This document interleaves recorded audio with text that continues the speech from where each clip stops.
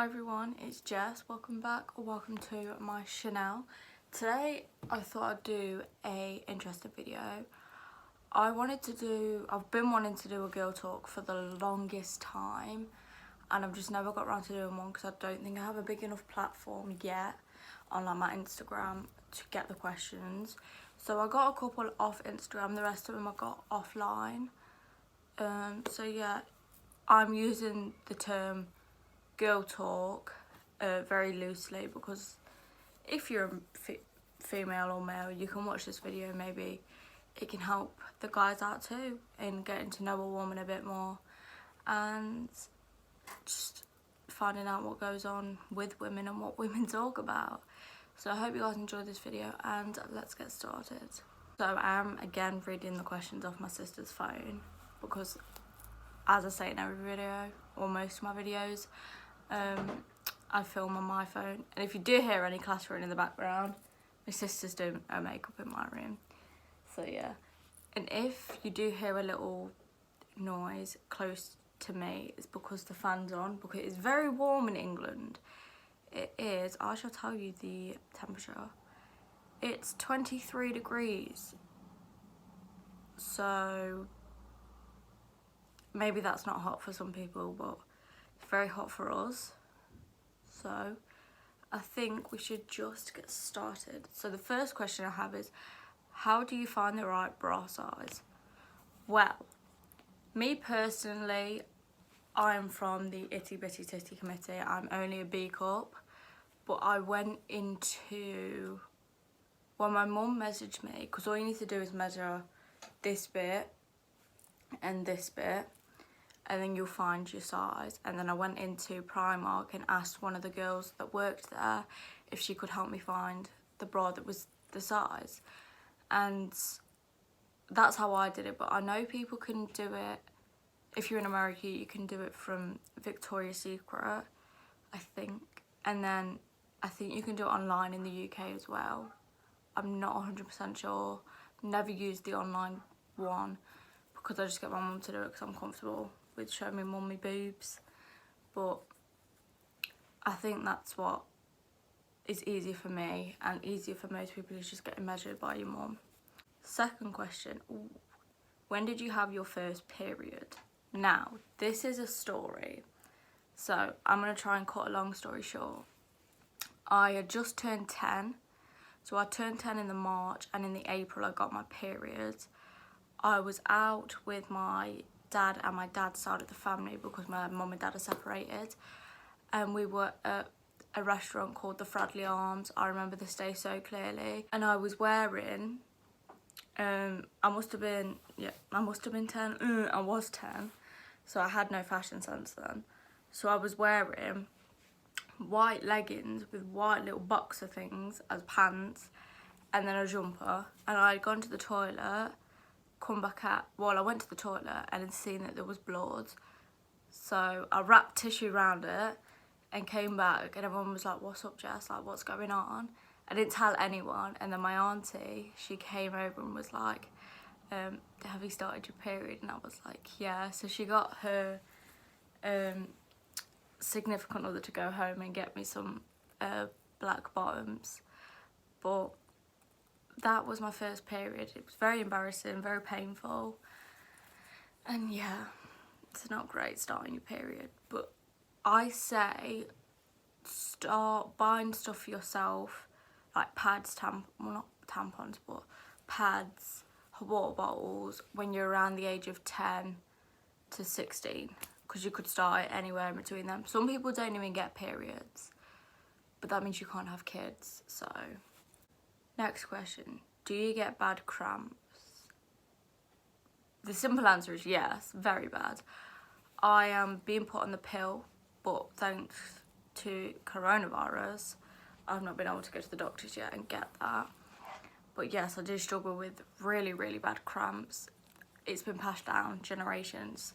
So my gran had them, my mum's got them, I've got them, and my sister's got really bad cramps. And there's a house of 3 girls and now 3 boys because my boyfriend's here, and they all have to deal with all of us on at the same time because we come on at the same time. So it's great. It just is great for all of us.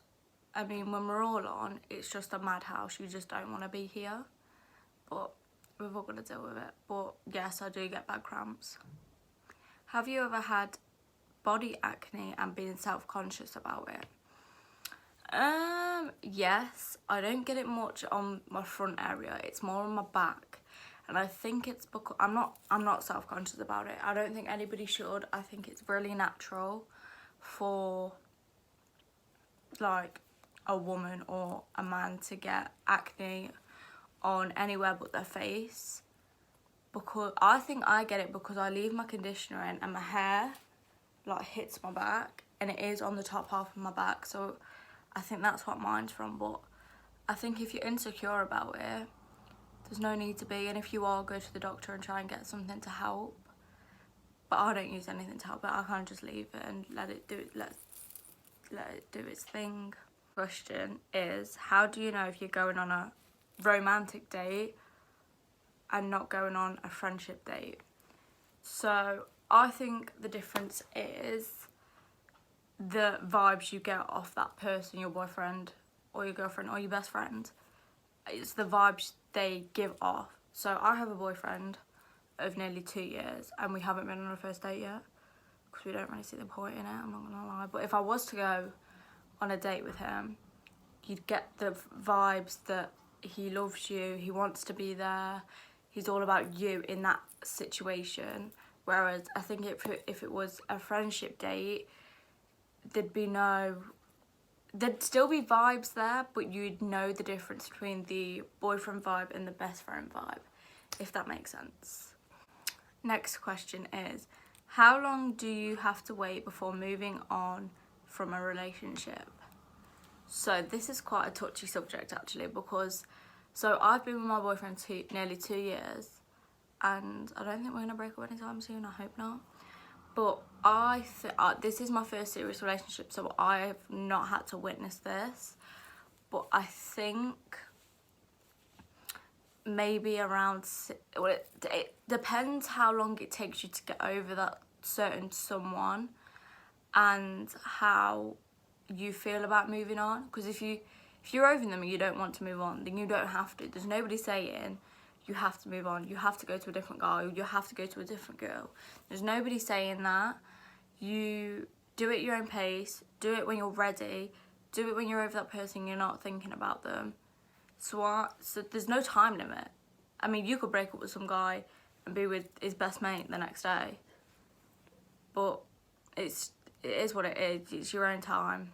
Do you have any tips as to how to avoid stubbly hairs after shaving? Well, guys and girls, the number one key is to exfoliate your legs, your armpits, Miss Petunia down here. Exfoliate. I have these gloves, they're blue, you put them on and you scrub. I use them to get my tan off as well. I got them from Primark and they're really nice. So you use that first, like you scrub your leg first, and then you put shaving foam on, shave your legs, and then you exfoliate again, and that's how I don't get any stubbly hairs. Or even, what's that strawberry thing called? It's Strawberry Summer. I don't know the actual name, but it's strawberry something. But yeah, just exfoliate. And always use a new razor every 3 to 5 weeks. That's what I do anyway. This is an interesting question. What are your views on different types of contraceptives? Well, as we all know, there's the pill, condoms, the coil and injection. And I think that's it. I think that might be it. But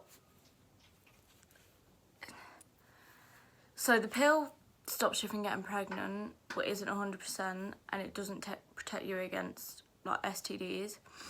A condom protects you from STDs, but it's not 100%. The coil stops you from getting pregnant. I don't know if it stops you from getting STDs though. And the injection, I don't know about that either, but I think whatever works best for you. So if you think you're gonna forget to take the pill, then maybe get the injection. if you're scared about needles, go on the pill. If you're scared about somebody going around there to put the coil in, have the injection or the pill. It's whatever's right for you and whatever fits you. So I'm shit scared of needles, and I don't really like people going around there. So obviously he can use the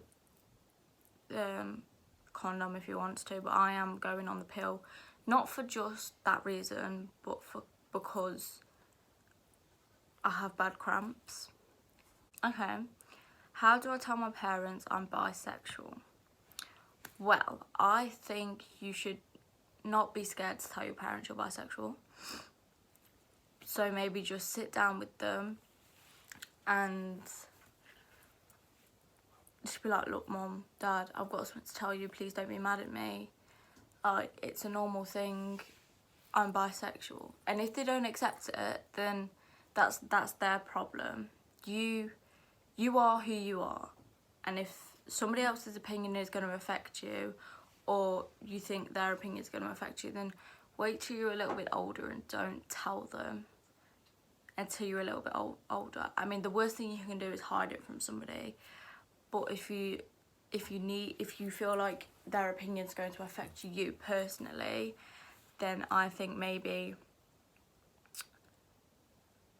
tell them when you're older. Because if you tell them when you're 18, they can't do anything about it because you're an adult legally. Do you think it is a bad idea to move in with your boyfriend before you get married? No, I don't think it's a bad idea, because if you marry somebody, and then you move in with them and the way they live you absolutely hate, there's nothing really much you can do about it. So I live with my boyfriend and he annoys me sometimes. So obviously he lives with me. This is my room, and like, I'll have clothes on the bed and he'll be like, you need to put them away. And I'm like, it's my room, I can do what I want. But yeah, I think you need to move in with somebody first and then marry them, just so you know their living habits, if that makes sense. Do you prefer to use pads or tampons? I prefer to use pads because I never knew how to put a tampon in for the longest time. Like, I've had my period 6 years, and only probably the last year I've used tampons. They always used to scare the life out of me. Like, anything going up there was like, just a no from me. But then I have really heavy periods and the pads just weren't doing it. I'd leak everywhere, just blood would be everywhere. So I started to use tampons, and it's hard to get the hang of to start off with, but then when you've got the hang of it, it's easy. It's an easy peasy. It doesn't feel uncomfortable. Maybe the first time you do it, it will be uncomfortable, but once you get used to it, it's not. They last up to 4 hours, and you can always easily slip another one in when you're out and about. But I feel like which one's easier is pads, because they just you stick it on, you're good to go. You take it off, you put another one on, you're good to go. I prefer to wear pads when I'm around the house, wearing loose clothing, and on a plane flight. I like to wear tampons when I'm doing a long day out, going swimming, or wearing a tight outfit. I prefer to wear tampons. How to deal with people taking banter too far. Okay, so I've had to deal with this, people taking banter too far, especially boys. Boys like to take banter too far.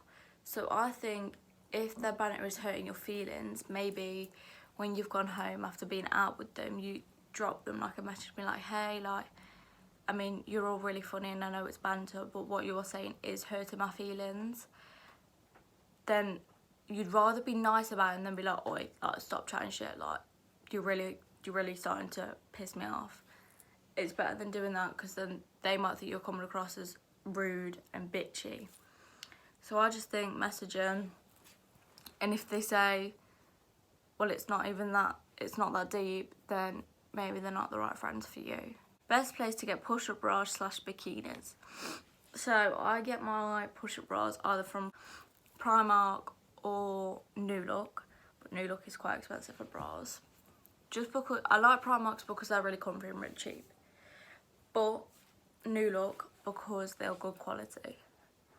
But bikinis, I either get them off Shine, whatever you want to call it, Pretty Little Thing, or I get them from Primark, just because it's just a bikini, isn't it? As long as it's not see-through, it's fine. This one's a good one. Opinions on body image from Instagram. So, this one's quite a controversial topic, I think. So, on Instagram, you see these models with the small waist, the thin legs, the bum, the boobs, the face, and that is what is defined as perfect. But who was to say that a woman that wears size 16 clothes isn't a perfect body?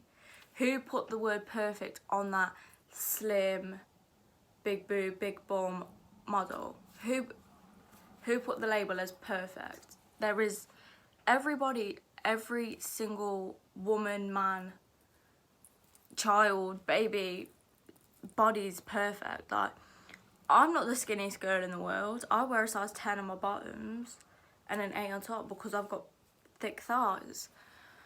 But my sister, we come from the same mum and dad, but she's been given the boobs and the height and the thinness, and I've been given the bum, the thick thighs, and the thickness, if that makes sense. But it's nothing to be ashamed of. I just think everybody's perfect, and if you see a body on Instagram, don't compare yourself to them. Don't be like, oh, this person's really perfect, I want to look like them. No, because nobody has said that that certain woman is perfect. And if I keep talking about this situation, then I will speak for England. So we're going to get on to the next question. Tips for just starting makeup. Okay, so I have been doing makeup for about 4 years, but seriously probably about a year and a half. I think don't buy expensive products because there's no point until you know what you're doing. Either shop at Boots, Superdrug, or even eBay, and then keep practicing. Practice makes perfect. You just need to practice. That's all I can say is practice. Watch YouTube videos. I have a couple of makeup videos on here. Okay, last question. Did you struggle with friends? I did. So when I was in high school or secondary school, in year 7, I was in a form and I knew about 2 people. And then I was moved into a form where I didn't know anybody, and it was like the popular group, and I was like, oh god, they're all gonna pick on me, like, what the frick, like, I'm scared. But then they're actually all really nice, and now they're all like my best friends. So I did struggle with them up until, I struggled with friends up until, yeah, probably about year 8. But if you mean like fake friends, yes, I have had a couple. A girl that I was mates with slagged off my mum, called her a bitch and all this, so I just cut her off. And then just fake people, most people are fake in school. You just need to take no notice of it because they're all fake. And somebody being fake is not going to affect you. So yeah, that's my thoughts on that. So that is the end of the video, guys. I hope you guys enjoyed this video. Remember to like, comment, subscribe and share with friends. And I will see you on Friday. Bye.